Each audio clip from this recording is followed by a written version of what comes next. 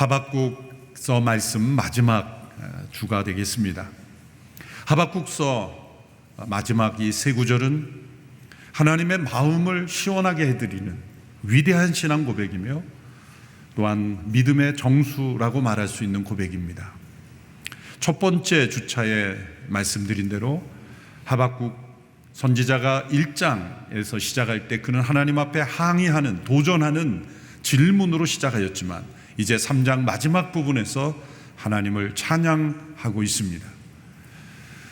그는 악이 세상을 다스리는 것 같은 그런 상황 속에 두려워하며 하나님 앞에 나왔지만 이제 3장을 마무리할 때는 선하신 하나님께서 승리하실 것을 믿음으로 감사하는 고백으로 마치고 있습니다. 1장에서 그는 한치 앞을 알 수 없는 그 불투명한 미래로 인하여 염려함으로 시작하였지만 이제 3장을 마무리할 때 그는 하나님 앞에 경배 드리고 있습니다. 이렇게 이 하박국에 일어난 이 변화는 어떻게 가능한 것일까요? 그 사이에 그는 하나님께 질문하였고 하나님께서 말씀하셨습니다. 그 과정 속에 그는 하나님을 더 깊이 알게 되었고 더 신뢰하게 되었습니다. 우리는 이 하박국의 위대한 고백을 읽으며 감동하기는 쉽지만 우리 자신이 이러한 고백의 주인공이 되는 것은 매우 어려운 일입니다. 머릿속으로 아는 하나님을 아는 지식에 머물러서는 불가능한 일이죠. 그저 정보로서, 인포메이션으로서 머릿속에 우리 하나님은 어떤 분이라고 단어를 안다고 하나님은 아는 것은 아닙니다. 하박국도 그런 하나님에 대한 지식은 있었을 겁니다. 그러나 이제 그런 깊은 기도와 질문 속에 하나님의 응답을 받으며 그리고 그의 영혼 속에 찾아오신 하나님의 임재로 인하여 그는 하나님께 대한 깊은 신뢰를 하게 되었고 진정 하나님을 아는 정보로서가 아니라 친밀함, 인티머시로서 하나님을 아는 지식에 이르게 되었던 것입니다. 이 짧은 구절 속에 그의 하나님을 아는 지식이 점점 더 구체적으로 깊어지고 하나님께 대한 신뢰가 풍성해짐을 알 수가 있습니다. 하박국의 이 고백은 어떤 고백입니까? 무화과 나무가 없고 싹이 나지 않고 포도나무, 올리브나무에 어떤 열매가 없고 우리의 양과 소가 없어도 이것은 당시 사람들에게 가장 중요한 생계의 자원이죠. 모든 것이 없다는 것은 절망입니다. 이 절망은 하나님의 심판으로 말미암은 절망입니다. 바벨론에 의해서 멸망당하게 되는 그 백성들, 그 절망 속에서 그는 하나님을 기뻐한다 고백했습니다. 구원의 하나님을 찬양했습니다. 자신의 힘이 되시는 그 하나님을 노래했습니다. 어떻게 이것이 가능했을까? 오늘 하박국의 고백 속에 그 중요한 믿음의 비밀이 담겨 있습니다. 첫째로 하박국은 하나님 그분만을 기뻐한 것입니다. 하나님 그분만을 기뻐한 것입니다. 하나님께서 주신 어떤 것, 그 무엇, 하나님께 주신 그 축복을 기뻐한 것이 아니라 하나님 그분을 그리고 그분만을 기뻐하였기에 이러한 고백이 가능한 것이죠. 만일 하나님께서 주신 어떤 것을 기뻐했다면 그 모든 것이 상실되었을 때 절망할 수밖에 없는 것이죠. 무화과나무, 포도나무, 그리고 올리브나무, 양과 소 모든 것이 다 하나님께서 주신 것이죠. 하나님께서 주신 것이 우리에게 사라질지라도 그 하나님이 여전히 살아계시다면 우리는 그 하나님을 기뻐할 수 있다는 것입니다. 욥도 동일한 시험을 받게 되었죠. 욥이 받은 시험의 본질은 사단이 하나님께 욥을 가지고 도전한 내용은 무엇입니까? 욥이 이렇게 하나님을 경외하고 사랑하는 것은 하나님께서 욥에게 주신 많은 축복 때문이 아닌가요? 만일 욥에게서 그 모든 것을 빼앗아 상실하게 된다면 욥은 하나님을 배반할 것입니다. 이전처럼 하나님을 경외하지 않을 것입니다. 그것이 사단이 준 도전이었죠. 하나님은 그 도전에 받아들여 주셨고 욥은 모든 것을 상실하는 고통에 이르게 되었습니다. 그리고 욥은 자신에게 가진 모든 것이 다 상실되었다 할지라도 하나님을 여전히 경외할 수 있느냐, 하나님 그분만을 사랑하고 기뻐할 수 있느냐라는 그런 시험을 겪게 되었던 것입니다. 욥뿐만이 아니라 하나님께서 우리의 신앙을 시험하실 때 반드시 이 과정을 적어도 한 번은 겪게 하십니다. 우리에게 모든 것이 다 사라진다 할지라도 하나님 그분을 우리는 사랑할 수 있는가? 그분을 기뻐할 수 있는가? 왜냐하면 언젠가 우리는 모든 것을 다 내려놓고 하나님 그분 앞에 서야 하기 때문이죠. 우리의 모든 소유, 심지어 사랑하는 가족, 나에게 주어졌던 모든 축복, 모든 것을 다 내려놓고 이제 하나님 그분만을 바라보는 영혼으로 하나님 앞에 서야 할 때가 오기 때문입니다. 그래서 이 땅에서의 믿음의 시험의 본질은 하나님 그분만을 사랑하고 기뻐할 수 있는가라는 시험입니다. 하박국은 18절에서 여호와 그분을 기뻐하였고 라고 고백했습니다. 그것은 여호와만을 기뻐한다는 뜻이죠. 웨스트민스터 신앙고백 제1조는 이렇게 정의하고 있습니다. 인간의 제일 되는 의무는 하나님을 영화롭게 하고 영원토록 그분을 즐거워하는 것이다. 하나님을 영화롭게 하는 것이 인간의 참된 의무이다. 인간이 창조된 목적이라는 것입니다. 그런데 어떻게 하나님을 영화롭게 할 수 있을까?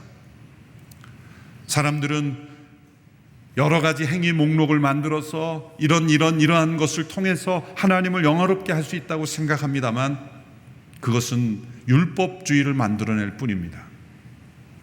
우리가 가진 많은 것으로 하나님 앞에 많은 것을 드릴지라도 그 모든 것은 다 하나님의 것입니다. 하나님께서 우리에게 맡겨주신 것 뿐이기에 그 어떤 드림이나 헌신도 하나님 그분을 영화롭게 할 수 없습니다. 무엇으로 하나님을 영화롭게 할 수 있겠습니까? 시편에서는 감사가 하나님을 영화롭게 한다 그랬죠. 하박국은 하나님 그분을 기뻐하는 것이 하나님을 영화롭게 한다고 고백하는 거예요. 웨스트민스터 신앙고백 제1조에서도 후반부에 그것을 설명합니다. 하나님을 즐거워하는 것, 영원토록 하나님을 즐거워하는 것.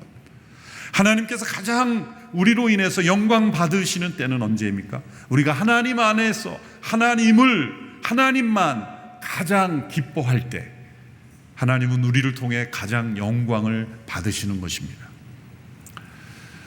이런 하나님과 우리와의 관계를, 부모와 자녀와의 관계를 통해서 우리는 일부를 맛볼 수 있습니다.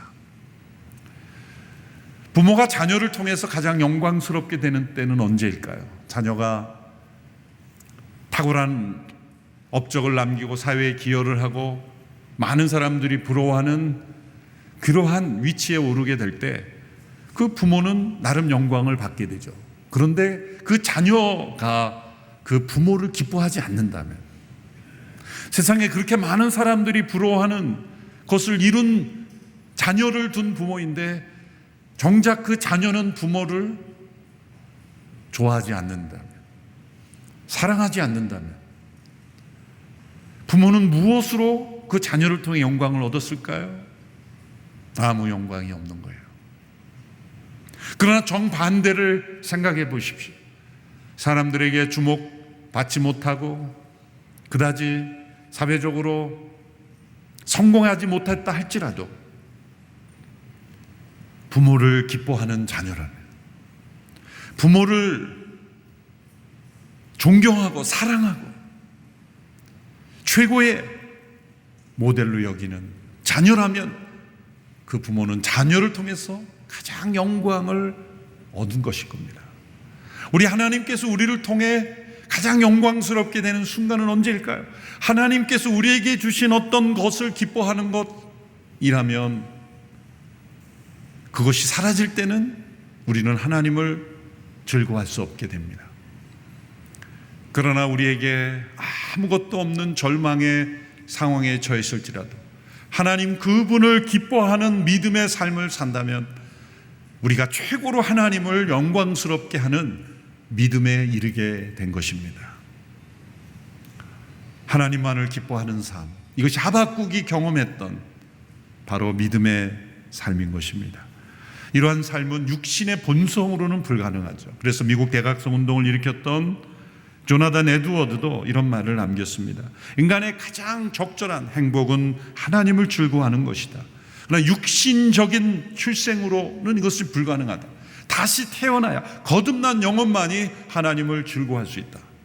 저는 거기에 더하여 거듭난 영혼일지라도 하나님이 주시는 시험을 통과하면서 이 하나님을 즐거워하는 삶을 경험하게 된다고 말하고 싶습니다. 우리 일평생의 믿음의 삶은 하나님 그분만을 기뻐하고 즐거워하는 삶인가? 그것을 훈련하는 것입니다. 하박국은 더 나아가 둘째로 심판을 통하여서도 하나님께서 구원하시는 이 구원의 하나님을 기뻐한 것입니다. 하박국이 기뻐한 하나님은 구원의 하나님이십니다. 하박국이 처음 왜 하나님께 질문을 던졌습니까? 악에 대하여 심판하시는 것은 받아들이겠지만 왜 그 심판의 도구가 자신들보다 더 악한 바벨론이어야 합니까? 이 하나님의 섭리를 이해하지 못했죠. 하나님께서 허용하시는 뜻을 이해하지 못했죠. 이 하박국서를 통해 우리는 하나님의 세 가지 뜻에 분류되는 단계가 있다는 걸 알게 됩니다. 첫 번째는 하나님의 궁극적인 뜻, 그것은 구원이라는 것입니다. 회복이라는 것입니다. 축복이라는 것입니다. 하나님의 궁극적인 뜻은 재앙이 아닙니다. 우리에게 때로 우리의 죄에 대하여 징벌하시고 심판하시는 것은 하나님의 허용적인 뜻입니다. 하나님의 궁극적인 뜻은 구원입니다. 회복입니다. 그러나 하나님은 우리에게 고난을 허락하실 수밖에 없는 것은 우리의 불순종 때문이, 우리의 죄악 때문이죠. 그래서 하나님의 허용적인 뜻이 있는 겁니다. 하나님께서 이스라엘 백성을 바벨론의 포로로 잡혀가게 하는 것, 바벨론에서 심판하게 하시는 것, 하나님의 본심이 아닙니다. 예레미야를 통해서도 말씀하셨죠. 너희를 향한 나의 생각은 재앙이 아니다. 그것은 허용적인 뜻일 뿐입니다. 섭리적인 뜻일 뿐입니다. 하박국은 그것을 이해하지 못했습니다. 또 한 가지 뜻이 있죠. 세 번째, 하나님의 지시적인 뜻이 있어요. 이것은 하나님의 이 뜻 가운데로 인도하기 위해서 우리를 구체적으로 인도하시는, 지시하시는 뜻이죠. 예를 들어 이 바벨론의 심판을 앞둔 이스라엘 백성들에게 하나님께서 예레미야 선지자를 통해서 뭐라고 지시하셨냐면 포로로 잡혀가라. 그것이 살 길이다 지시하셨어요. 하나님께서 우리를 지금 포로로 잡혀가라고 말씀하시니 그런 예언은 하나님의 뜻일 리가 없다. 그래서 예레미야를 핍박했죠. 백성들이. 도리어 그 이방 민족들과 싸워서 너희들이 죽더라도 싸우다 죽어라 이렇게 말씀하시면 우리 하나님이시다 이렇게 이해할 수 있을 거예요. 그건 우리 생각이죠. 하나님께서 예레미야를 통해 이렇게 지시하셨어요. 너희들이 그 바벨론과 대적하여 싸워도 죽을 것이요 두려워 도망가도 숨지 못하고 죽을 것이다. 오직 살 길은 너희들이 순순히 포로로 잡혀가는 것이다. 하나님의 지시적인 뜻이에요. 참 이해하기 힘들죠. 그 상황에 우리가 있었다면 애국심에 불타오르는 사람은 목숨 걸고 나와서 싸우는 사람도 있었을 거예요. 이것이 하나님의 뜻이라는 거죠. 하나님의 지시적인 뜻은 뭡니까? 포로로 잡혀가라는 것입니다. 왜 그랬을까요? 포로로 잡혀가게 하심으로 하나님의 궁극적인 뜻을 깨닫게 하신 거예요. 왜 우리가 이런 상황에 처해있게 되었는가? 그리고 하나님께서 왜 이 재앙을 허락하셨는가? 그리고 궁극적으로 하나님께서 다시 돌아오게 하셔서 구원을 이루시는 하나님이심을 깨닫게 하시기 위해서 때로 이 하나님의 지시적인 뜻은 우리가 이해하기 힘듭니다. 니느웨로 가라고 요나에게 말씀하신 하나님의 지시도 이해하기 힘들잖아요. 그러나 그 하나님의 지시적인 뜻에 순종하면 놀랍게도 하나님의 허용적인 뜻을 깨닫게 되고 하나님의 허용적인 뜻을 깨달으면 하나님의 궁극적인 뜻을 깨닫게 돼요. 왜 이렇게 하나님의 뜻이 복잡하게 분류됩니까? 우리의 죄 때문이에요. 우리의 불순종 때문입니다. 죄악에 익숙한 우리의 습관 때문이죠. 하박국은 이제 구원의 하나님을 깊이 묵상하며 기뻐하게 되었어요. 사랑하는 성도 여러분, 우리가 기뻐하는 하나님은 구원의 하나님이십니다. 우리가 신앙생활에 익숙해지다 보면 나를 구원하신 하나님에 대한 그 감격과 기쁨이 점점 사라져 갈 때가 있습니다. 구원의 감격이 사라지는 것만큼 신앙의 위기가 없습니다. 구원의 하나님이요? 그것은 예수님 처음 믿을 때 신앙의 기초 과정에서 배우는 것 아닌가요? 저는 이제 그 단계는 아닙니다 라는 것만큼 위험한 신앙이 없습니다. 구원의 하나님이란 말, 이 구원이라는 단어 이면에 붙어있는 의미는 나는 심판받아 마땅한 존재였고 하나님의 진노와 심판을 피할 길이 없는 존재였지만 예수 그리스도의 십자가로 나를 구원하신 그 구원의 하나님이라는 고백이 들어있습니다. 구원의 하나님에 대한 기쁨을 잃어버렸다면 신앙의 위기가 온 것입니다. 구원은 우리가 좀 더 나은 교양인이 되는 것이 아닙니다. 죽어 마땅한 존재에서 다시 살아난 생명이 된 것입니다. 구원의 하나님, 그 하나님을 기뻐하는 믿음이 우리에게 회복되기를 축원합니다. 하박국이 그것을 체험한 거예요. 3장 2절에서 그가 그렇게 기도하죠. 진노 가운데 자비를 기억하소서. 우리 하나님은 진노와 심판하시는 가운데 언제나 구원의 길을 베푸시는 하나님이세요. 마지막 심판을 하나님께서 정하시고 예언하셨어요. 인류의 미래는 어둡습니다. 지구의 미래는 어둡습니다. 마지막 심판이 기다리고 있습니다. 그런데 왜 어떤 사람들은 심판하시려면 빨리 하시지? 왜 이렇게 이루어지지 않는 것인가? 그건 결국 없다는 얘기다, 허황된 걸 만들어낸 얘기다라고 말하죠. 그러나 하나님은 그렇게 말씀하세요. 자기 안에 있는 악은 보지 못하고 하나님께 왜 세상의 악을 심판하지 못합니까? 라고 대드는 이들을 향하여 바로 너 때문이다, 너가 구원받기를 기다리는 것이다. 하나님께서 지금이라도 온 세상의 악을 완전히 심판하시는 것을 끝내신다면 얼마나 많은 이들이 구원받지 못하고 심판에 이르게 될 거예요. 하나님은 그 심판조차도 구원에 이르게 하는 도구로 사용하시는 구원의 하나님이십니다. 마지막 심판까지도 피할 수 있는 길을 우리에게 허락하셨죠. 그것이 예수 그리스도의 십자가입니다. 예수님을 왜 믿어야 합니까? 하나님의 진노와 심판을 피할 유일한 구원의 길이기 때문입니다. 그 십자가에서 하나님의 아들 예수께서 그 모든 심판을 다 담당하셨기에 그 아들 안에서 우리를 이미 심판하신 것으로 간주하시고 그분의 의로움을 우리에게 더듬혀 주심으로 우리에게 새 생명을 주신 이 놀라운 구원, 이것이 우리 신앙생활의 전부입니다. 그것 외에 다른 교리는 없습니까? 사실 없습니다. 우리가 믿는 바는 너무나 단순합니다. 사람들이 너무 단순하기 때문에 무시합니다. 잊어버립니다. 그리고 그 안에 거하려 하지 않습니다. 우리의 믿음의 시작이자 전부는 뭡니까? 예수 그리스도의 은혜로 심판으로부터 우리를 구원하시는 하나님의 사랑, 우리 일평생 우리가 묵상하고 그것을 기뻐하는 우리의 믿음의 생활이 되어야 될 줄로 믿습니다. 그것을 우리가 진정 기뻐한다면 세 번째, 하박국이 경험한 이 힘이 되시는 하나님을 기뻐할 수 있어요. 하박국은 나의 힘의 원천이 되신 하나님을 기뻐하였습니다. 구원의 하나님을 기뻐하는 영혼은 그 영혼에 하나님께서 계속해서 힘이 되어주신다는 거예요. 강건하게 하신다는 거예요. 심판받아 포로로 잡혀가다가 다시 돌아온 그 백성들이 이제 성벽도 재건하고 그들이 다시 한번 하나님 앞에 바로 서고 회개하는 그러한 부흥을 경험했죠.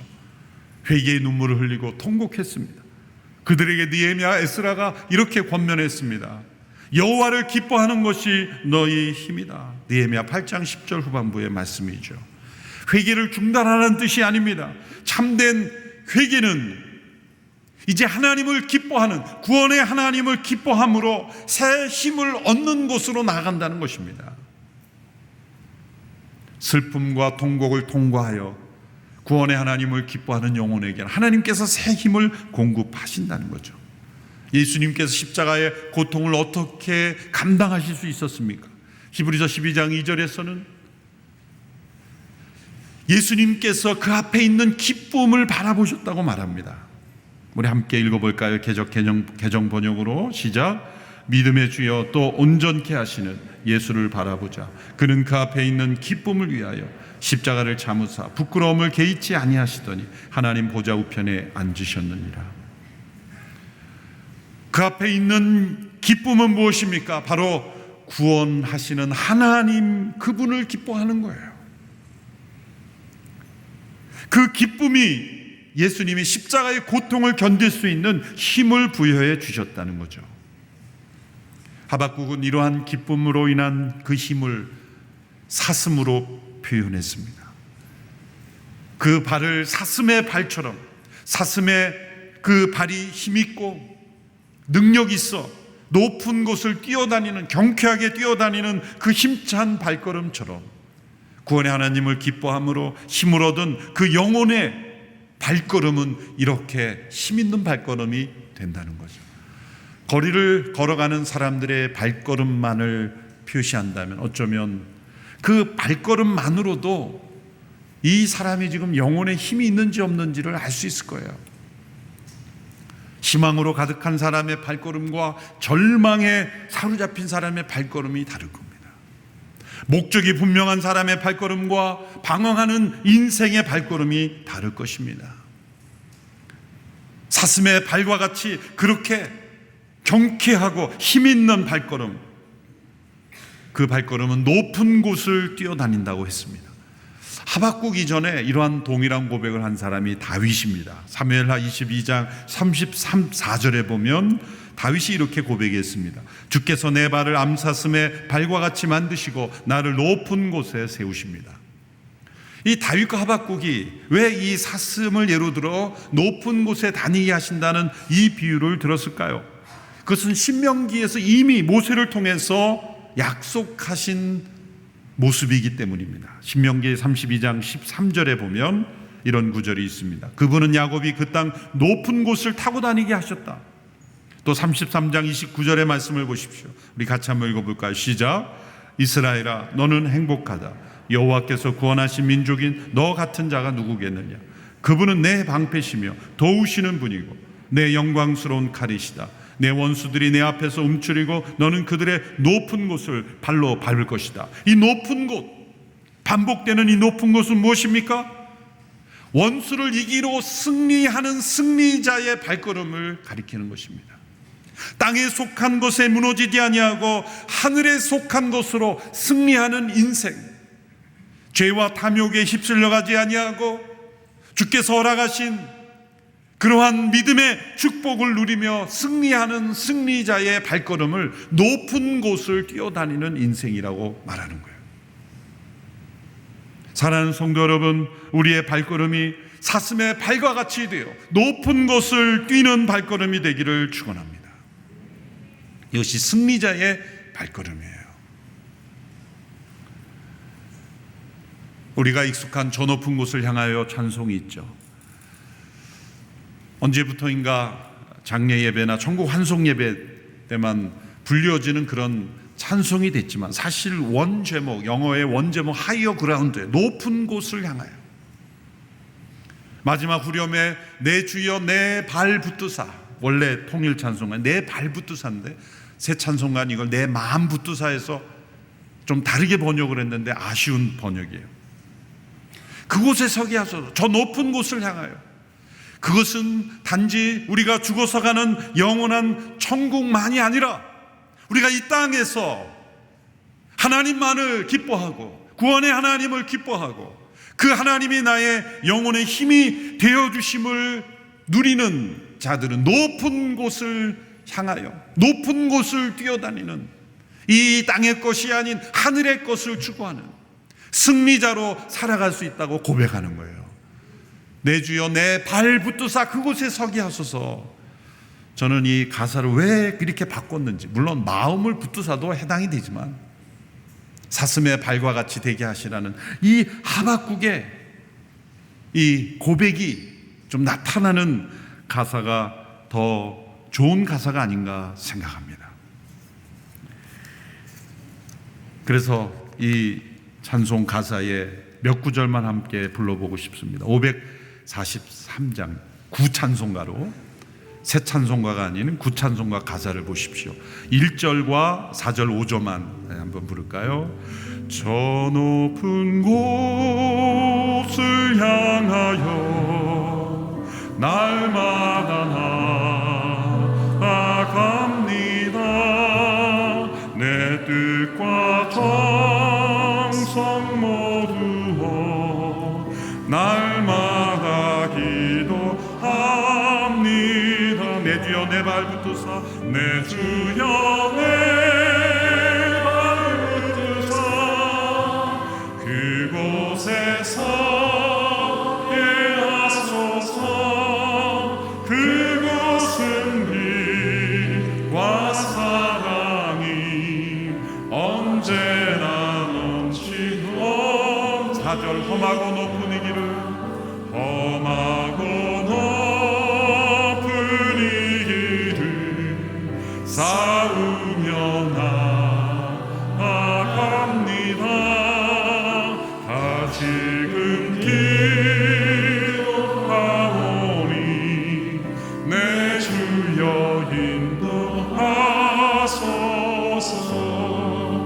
내 주여 내 발 붙드사, 그곳에서 예하소서. 그곳은 빛과 사랑이 언제나 넘치오니. 내 주를 따라 올라가, 내 주를 따라 올라가, 저 높은 곳에 붙드서 영원한 동안 누리며 즐거운 노래 부르리. 내 주여 내 발 붙드사, 그곳에서 예하소서. 그곳은 빛과 사랑이 언제나 넘치. 내 주여 내 발 붙드사, 내 주여 내 발 붙드사, 그곳에서 예하소서. 그곳은 빛과 사랑이 언제나 넘치옵니다. 기도하겠습니다. 우리의 모든 것 되신 하나님, 그 하나님만을 기뻐하며 즐거워하는 삶이 되기를 원합니다. 우리의 구원의 하나님을 기뻐하며 새 힘 얻어 우리의 발걸음이 힘있게 하시고 높은 곳에 다니는 사슴의 발과 같이 되게 하여 주옵소서. 땅의 것을 생각하며 죄가 어둠이 가득한 곳을 다니지 않게 하시고 높은 곳을 다니는 사슴처럼 하늘에 속한 인생으로 승리하며 살게 하여 주시옵소서. 절망적인 상황 가운데 낙심과 두려움과 실망 가운데 처해 있는 영혼이 있습니까? 오늘 이 예배 가운데 임하여 주셔서 하박국의 이 고백으로 승리케 하여 주시옵소서. 어떠한 상황 가운데 절망하지 아니하고 사슴의 발과 같이 강건한 발이 되어서 승리자의 발걸음이 되게 하여 주옵소서. 예수님의 이름으로 기도하옵나이다. 아멘.